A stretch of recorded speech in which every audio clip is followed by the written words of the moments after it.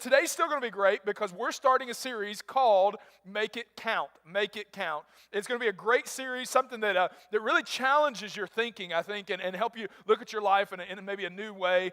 And in research for it, I had some fun with the research. I basically found out that the average healthy person lives to be about 80 years old. So about 80 years old for the average healthy person, that is 29,000 days approximately. So about 29,000 days is what you have. And the same research actually showed us how we use most of those days. And I thought I'd share a few with you. For instance, you're going to spend about 26 years sleeping. About 26 years, you're going to do sleeping. Here's one, 8 years watching television. Like, thank you, Netflix. You know, it's just so easy. 8 years watching television. Here's another one, 248 days searching for a parking space. I just like any college students that feel that, I mean, just hate it. Oh, that one made me mad. Here's another one, 3 years posting on social media. Like all those duck faces you keep trying to get, that's taking up some time, you know. Here's another one, 15 months working out. 15 months working out. Now, here's why I think that one's interesting, because every workout I've ever done feels like 15 months. Like it feels like it takes forever and it's so long. Here's the next one, 12 years at work. 12 years you'll spend of your life at work. Ladies, here's one for you. 18 months brushing, washing, blow drying, straightening, or curling your hair, which I feel it took me 18 months to say all that, you know, and I will spend a lot less than that, personally, yeah. Here's the last one. This is for you guys. You'll spend about 3,000 hours shaving in your life. 3,000 hours shaving. Now, I want to tell you what I thought was the best one, is they said you'll spend 3,000 hours shaving, but you'll spend approximately another year waiting on your wife to finish getting ready. So it's like, you know, you've already spent this time, and you'll have another year. You just got to wait for her to get ready. So there you go. Here's what's neat about this. Fun. It's a little alarming, but here's what I've discovered. Everyone knows their time is limited. Like, I've never met anyone that goes, I'm just going to live forever. You know, that's just the way it's going to be. No, everyone knows their time is limited. But few people know how to maximize their limited time. Everybody knows it's limited, but few people really live as though they're maximizing their limited time. Few people can make it count. And so I want to help you with that today. And recently, someone shared with me that they were in an office and they had a new patient come in. And the new patient walked in, and they were, you know, it's kind of a guy in his mid-60s, very fit, dressed well, kind of carried a success and confidence feel about him. And he walked in, and he kind of just plopped down in the chair, almost with an attitude of, you know, let's just get this over with. And so the technician that was working with him kind of, you know, just started asking questions, and his answers were quick and brash, just like he was being annoyed.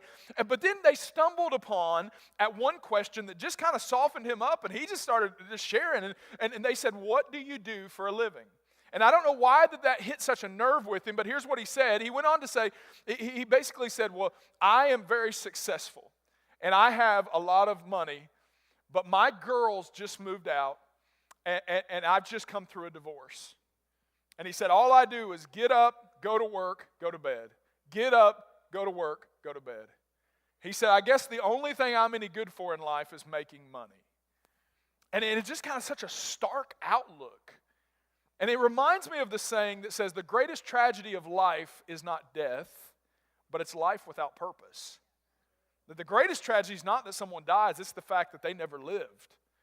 And I think that frustration that this guy felt is one that kind of is a low boil for a lot of us. I've never met anyone who just kind of says, you know what, I want to live to make a living. What we really are saying is, I want to live to make a difference. That for all of us, there's something inside of us, hardwired, if you will, that just makes us, wants our life to count, wants our life to make a difference, wants our life to better something. I mean, nobody just wants to live for a paycheck to paycheck to paycheck. Do you know why you have that feeling that you want to make your life, you want your life to make a difference? Because you were created to make a difference. It's in your DNA. I want to show you Jeremiah chapter 1, verse 5. Look what it says. Before I formed you in the womb, I knew you. Before you were born, I set you apart for my holy purpose. Now here's what's great about this. If you're a believer, this is a great reminder. Because we as believers have a time where, honestly, we can get so busy with things going on that we forget we've got a purpose. and that our life matters more than just the running through the rat race.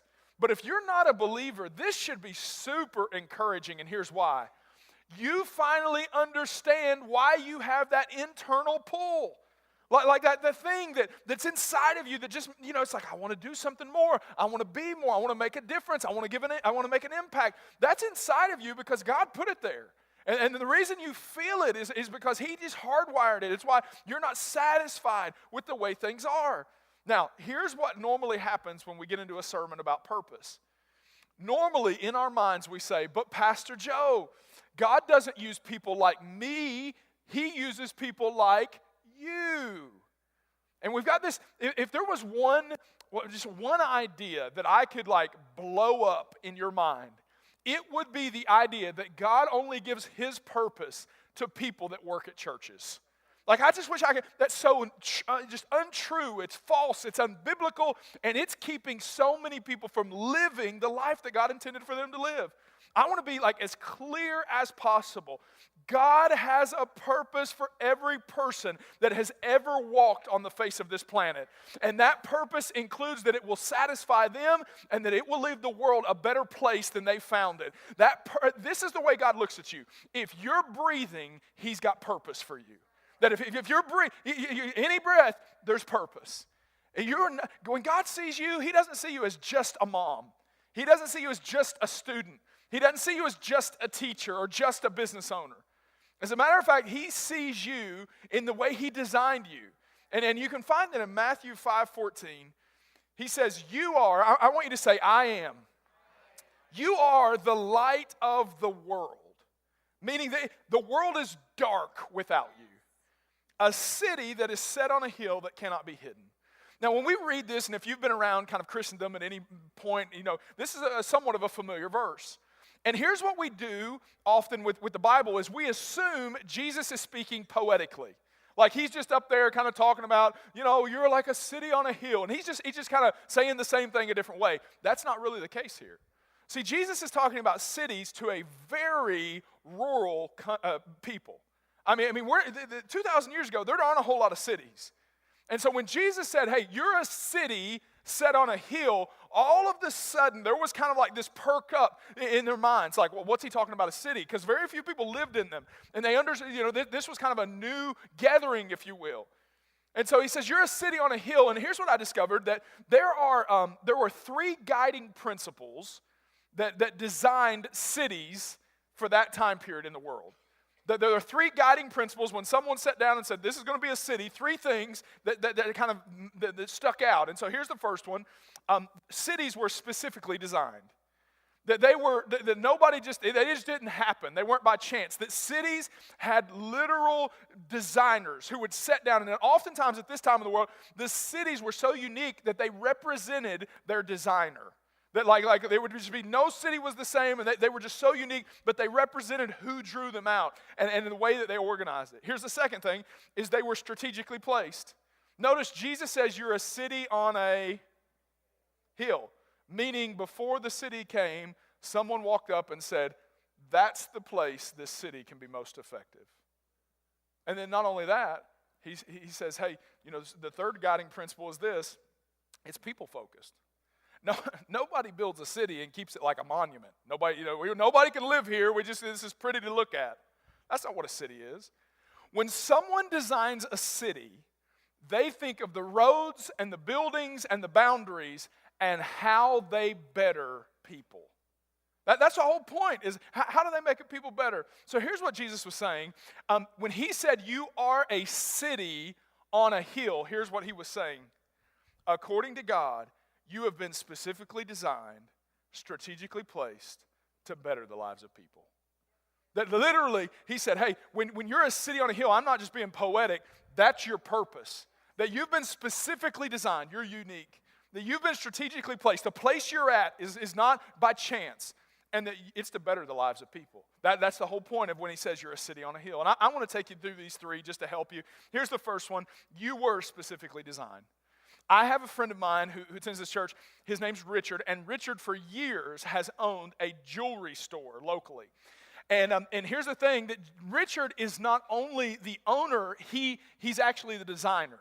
See, when you go to most jewelry stores, there's kind of this, well, it's mass produced, You could be wearing the same watch that 10 other people are wearing. But Richard's store is unique because many of the pieces are custom. Like literally, Richard sets down, thinks of a piece, draws it out on paper, decides what material he's going to use. He shapes that material, and then he adds the other elements. Literally, if you buy something from his store, it's like it's just one of them. There's not a bunch of them. It's not mass produced. Like there is this one, and it's one of a kind. And that's the exact same way God looks at you. You are literally one of a kind. Like for instance, he says it in Ephesians 2:10, for we are God's handiwork. Here's what that means. God has never made a carbon copy in his life. He only works in originals. Like you're not one in a million, you're one of a kind. Like you could search the world over, 7 billion people, you couldn't find the same footprint, fingerprint, or voice print in any person. That literally, the way he's put you together, it's specifically designed. Now, here's what I've noticed. Most people never utilize their uniqueness because they're so busy comparing themselves to everyone else. That like your uniqueness fades away into the background because we're just all so enamored with each other that we never consider the way God made us. Hear me clearly. Comparison will kill your calling. It will kill it. Because while you're scrolling and comparing everyone else's life, you're not living your own that you were designed to live. And so you got to get this. It's time for you to stop saying, look at what I don't have, and start asking, God, look at what I do have, and what do you want me to do with it? It's specific to you. You got to grasp that about your life.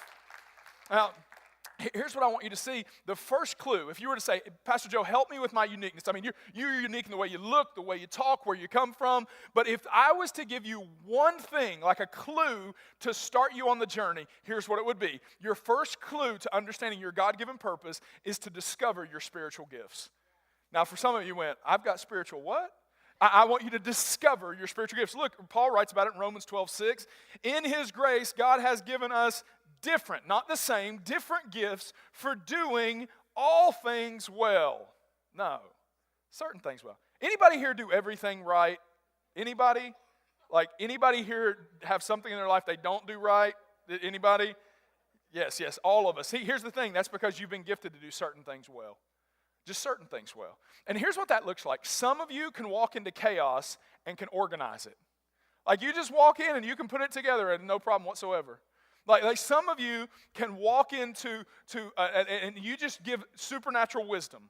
Like people ask you your opinion and you give it and it's like, where did that, and then it's just wisdom.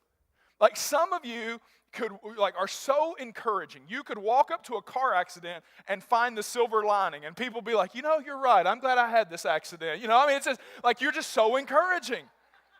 Here's the thing about your spiritual gift is it makes you look supernatural when you just live naturally.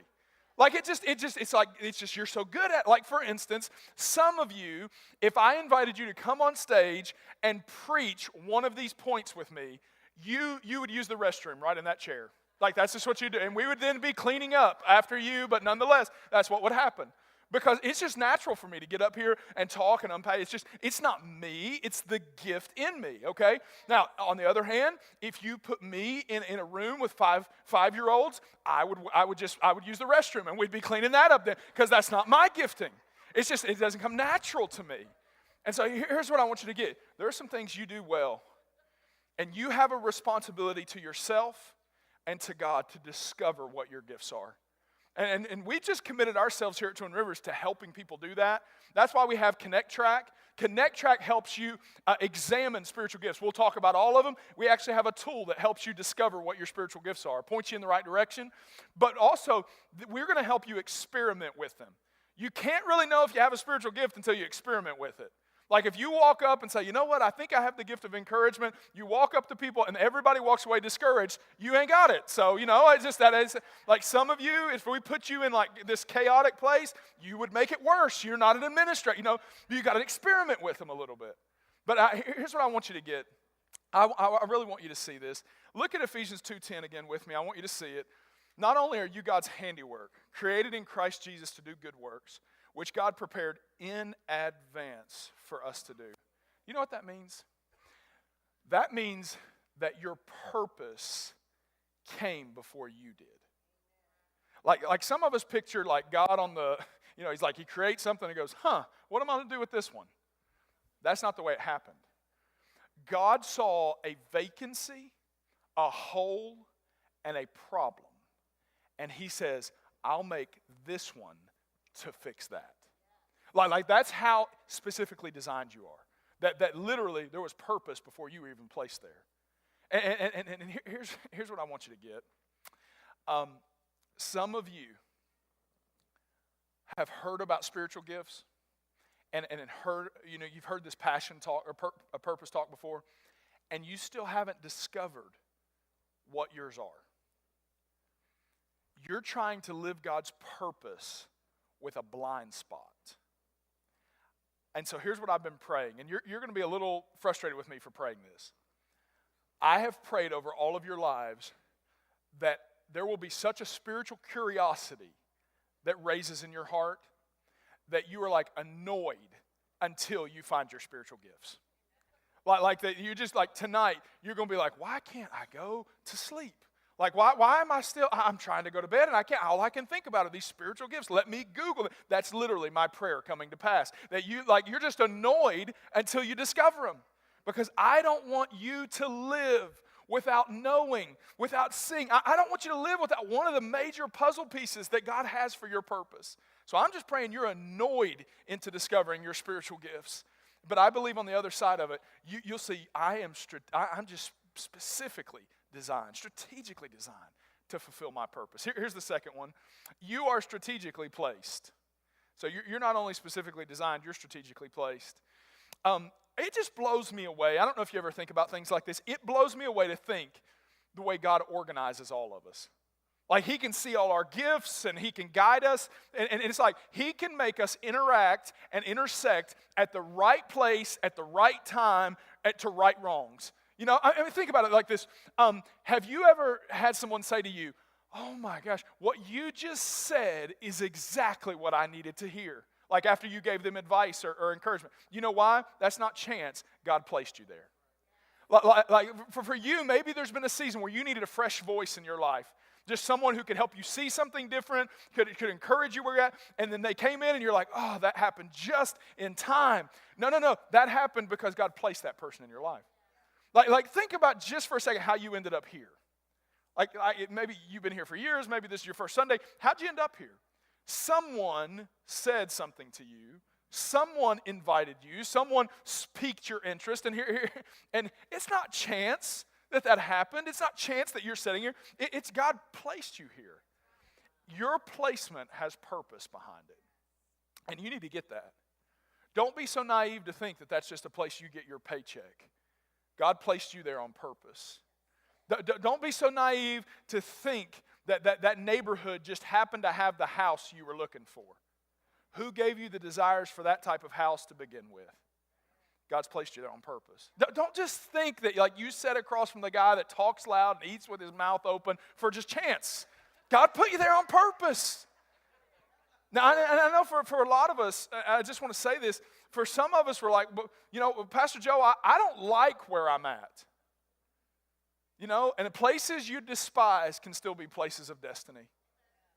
The places that you wish that never happened, the places you just despise going there every day, that can still be a place of destiny.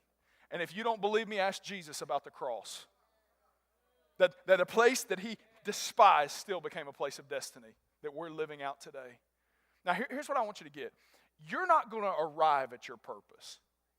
Like your purpose is not when you get to that title or to that season, when I retire, when I get the kids out of the house. Your purpose is where you are right now. Your purpose is exactly where you are. That's exactly where God put you because he needed you there at that moment. When I was in college, I worked a summer camp for basically elementary kids to learn how to play football. And I was a group leader, which basically meant it was my responsibility to take 10 6-year-old boys and keep them alive for a week and get them to the stations they were supposed to be. And the first day I showed up, it's like craziness going on. They're all going wild. And honestly, like all of them had the same haircut. And so I couldn't tell them a different. And 4 of them were named Nick. Like it's like all these kids are named the same. And so it's just not my thing to begin with. And so it was just madness. So the next day I showed up and I said, all right, guys, we're going to do this a little different. I'm going to put you in a formation. And everywhere we walk, we're going to stay in formation. And every drill we do together, you're going to be in formation. So like Nick 1, you're here. Nick 2, you're here. Nick 3, you're here. And I gave them basically a 2x2 space to stand in. And everywhere we went, I could see if they were in their space or not. I didn't have to learn their names. I just could see if they're in their space. Now, here's what would happen. I would come up to a drill, and I would see there was an empty hole in my formation, and it let me know that I needed to go get one of those kids. God placed you in your purpose. And when he looks down on his placement and he sees a hole because you're not living it out, he recognizes that. And let me say, because a lot of us say, well, he'll get somebody else to do it. No, he won't. Because there's only one you. You are God's plan A for where you are. And he doesn't have plan Bs. I want to say this, and this is a little strong. If you're choosing not to live in your spiritual gifts, something God intended to happen is being ignored. Like he intended you to be in that family, in that office, in that neighborhood, and when you choose not to live out your purpose, there's a hole, and something God intended to happen is not happening. It's being ignored. Now, I want to give you this. I really felt this in prayer. I think some of us have discounted ourselves, disqualified ourselves even. We've said, when it comes to the whole purpose thing, and if God can use me, and if God, basically because of what happened in my past, I'm not eligible. And the Holy Spirit's so wise because he gave us a scripture specifically for that. Romans chapter 11, verse 29. Here's what he says. God's gifts and God's call are under full warranty, never canceled and never rescinded. You know what this means? It means that God has never changed his mind about your purpose. It means you could have lived your whole life and be in the last season of your life, and God still intends for you to live the purpose he gave you a long time ago. It means that you, the failures in your finances, the failures at home, the failures in your job, whatever, you pick it out, whatever it is, it cannot take God's purpose from your life. Like just in God's mind, your history has never removed your destiny. And your failures do not erase God's faithfulness. That literally, he still has the very purpose he always designed you for, ready for you to live in today. No matter how bad, no matter how many poor choices, no matter how many missteps, God's still got that purpose. That's a faithful God. Now, I want to give you the last one. Here it is. You are specifically designed, strategically placed for why? To better people's lives. That's it. It's what it's all about. Here's what I've discovered. Happiness doesn't come from the kind of the duration. It's not about how long you live. It's about the donation. Like how much of your life you give away. And I know that seems odd, but everything about the gospel seems odd. Like that you don't have to earn your salvation. It's just given to you as a gift. It just seems odd that you lose your life to gain it. But that's just the way it works. And that's what I've found is that the more I give away of my life, just the better life gets. Like I'm just always astounded that there is a supernatural joy that comes when I bless someone else. Like I've been to some great places, I've done some great things, had some incredible experiences, and I'm telling you, there's nothing like helping someone else in your spiritual gift. Now, I've finally discovered why that is. Why is it that I'm happier when I'm helping someone else? Because when I pour into them, God pours into me. And here's what's great about that. They get the raw end of the bargain. Like, because I'm giving my best to them, but God gives his best to me. And that's why that there's just this underlying just offer always on the table that anytime that you'll just better someone else's life, God betters your life. And it's always been his intent. God didn't build cities just so they could be looked at. He built cities to better people. And he didn't build you just so we could look at you. He built you so that you could better people's lives. He said it in the same verse. I want you to read it again, Matthew 5:14. A different translation to help you out. You are the world's light, a city on a hill, glowing in the night for all to see. Don't hide your light. Let it shine for all. How do we do that? Through good deeds. And what happens when we do, contribute good deeds? It'll glow for all to see so that they will praise your heavenly Father. Now, let me grasp this for you. What Jesus is saying, he's saying, hey, all you got to do is some good deeds. Well, that seems kind of simple. Here's what he's saying. The world is so dark. It only takes the smallest light for people to see there's a difference. That's what he's saying. He said, hey, the world is so dark. I mean, it's so dark. People are so selfish. People are so self-consumed that it just takes one selfless person to shine. And here's what he's ultimately saying is that it's just so dark that just the smallest good deed will be like a blazing fire to people. Now, Jesus said this 2,000 years ago. And I'm going to go out on a limb and say this is more true today than it was 2,000 years ago. That the world is so dark that the smallest good deed shines like a flame to people. Now, here's our problem. We think it takes a major act to make a difference. Like for a lot of us, we think, well, I got to open a nonprofit. I got to come into some money. I got to, to make a difference, I would have to do something huge. So we basically negate the small acts in our lives. Like we say things like, I could invite them to Sunday Fun Day, but the truth is their marriage is falling apart, and I don't know how to fix that. And then we say things like, well, yeah, I know that like they need friends and they're super lonely and going through a little bit, but all I could do is take them to coffee. That won't make much of a difference.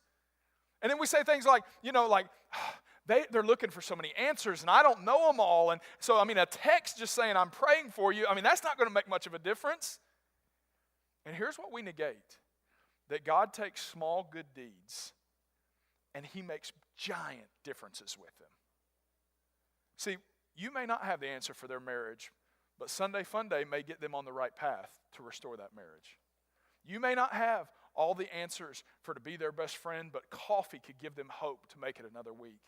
You may not have all the answers for the questions they have, but a text saying you're praying for them. Here's what I've learned. When people know you care, that means a whole lot more than what you know and the information you share.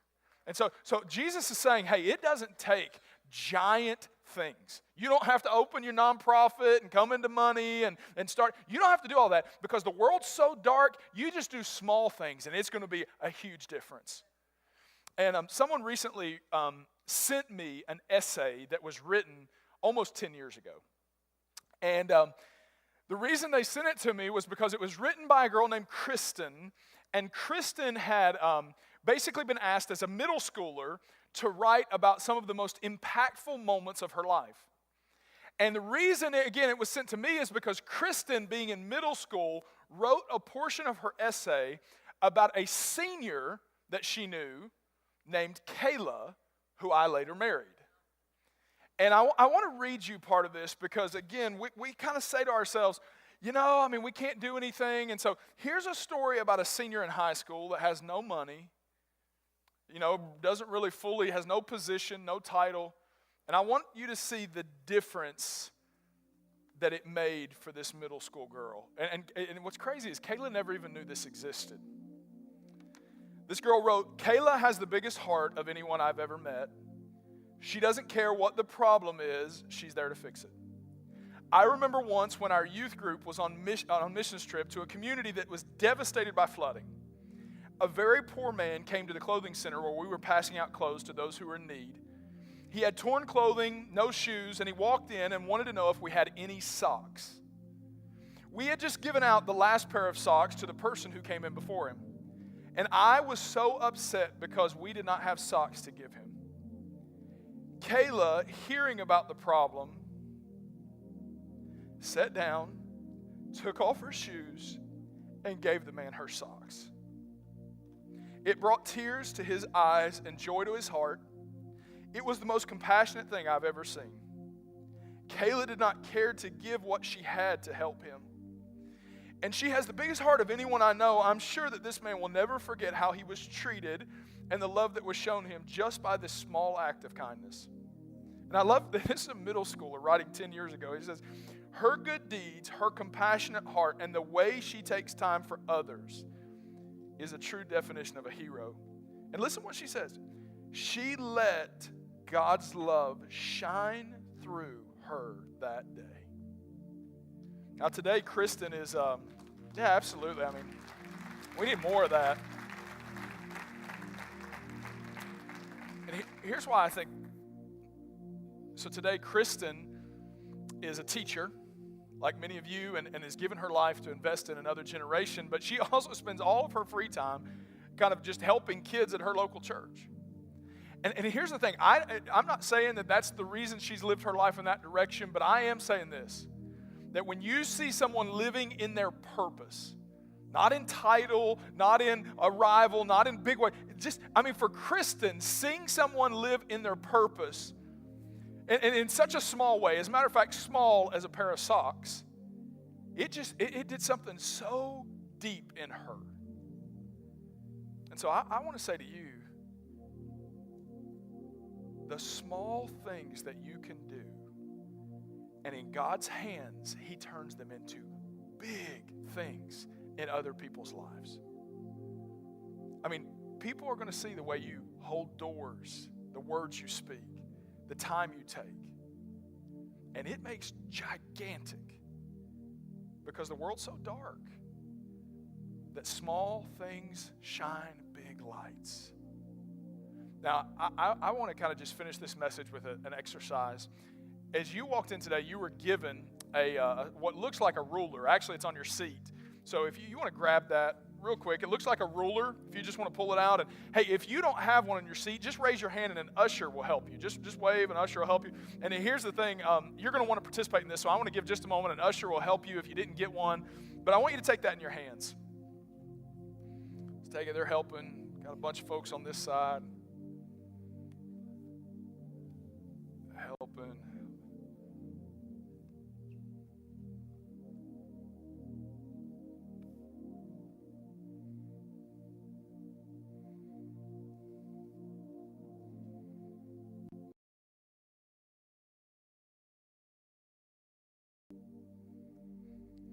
Now, what this is what looks like a ruler is an exercise that I want to take you through. And it starts at 0, and by increments of 5, it goes to about 115. Now, here's what this represents. This represents the number of years that you will spend on this earth. So the first thing I'd like for you to do is I'd like for you to find your current age on this piece of paper. Just your approximation, your current age. And here's what I'd like you to do. I'd like for you to find your current age and then just bend the paper at your current age. Just bend it, just fold it over, bend it at your current age. And then here's what I want you to do. I want you to just tear off at your current age. Just tear it off. There you go. All those years you've lived, just tear them off.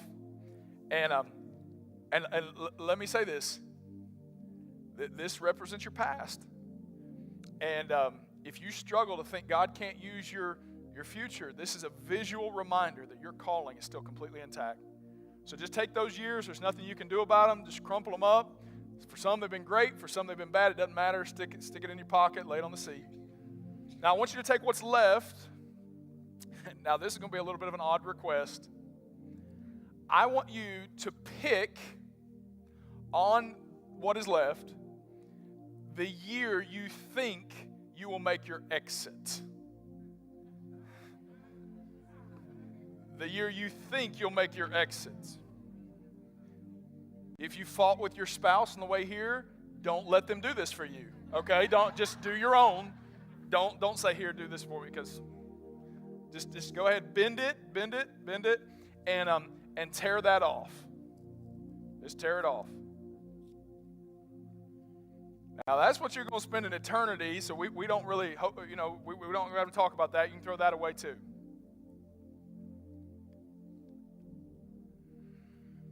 What you have left in your hand is what you have left.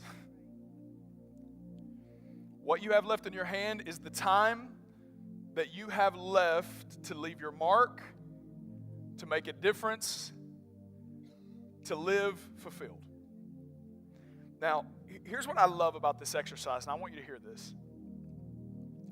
This is the great equalizer. Because when it comes to our purpose and what we're doing with our lives, we have a tendency to live with a lot of excuses. Like, it's just not a good time.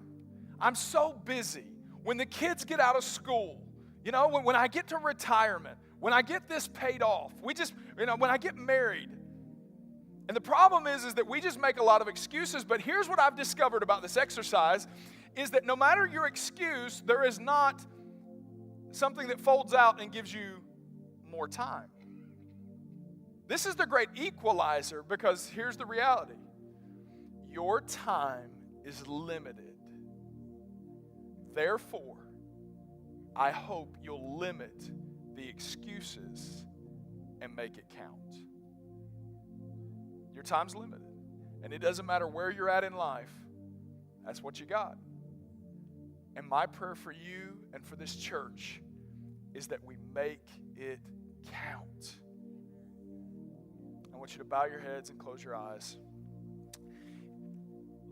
As you're considering what, just today and what the Holy Spirit's saying to you, let me just say up front that there are some of you who are here today and you, this has intrigued you and maybe even spoken to your heart, but the truth is that you are not following Jesus. Maybe you've been here a few weeks, a few months, maybe this is your first Sunday, but the fact is that you are not following Jesus. So before you can make your life count, you need to make this moment count. And what I want to do is give you an opportunity to choose to follow Jesus. And here's why. Because you don't get God's purpose without God. And so here's what I've discovered. He's the one that created you. He's the one that can unlock what's inside of you. And here's just what I've learned. You want to give your life to God because He can do more with it than you can.